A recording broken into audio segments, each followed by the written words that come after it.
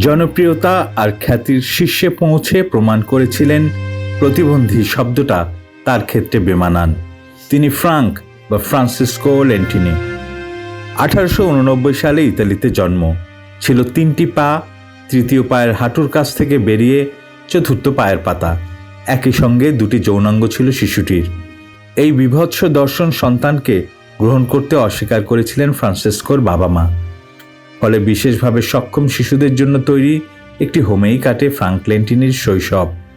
সেখানেই নামকরণ, সেখানেই দৌড়ানো থেকে শুরু করে সাইকেল চালানো সব শিখেছিলেন ফ্রাঙ্ক। 30 বছরে মার্কিন নাগরিকত্ব পান।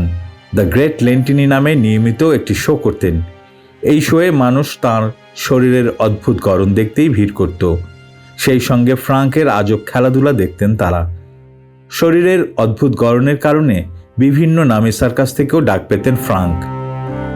খ্যাতি যশ পাওয়ার পর থেরেসা মোরে নামে এক মহিলাকে বিয়ে করেন ফ্রাঙ্ক।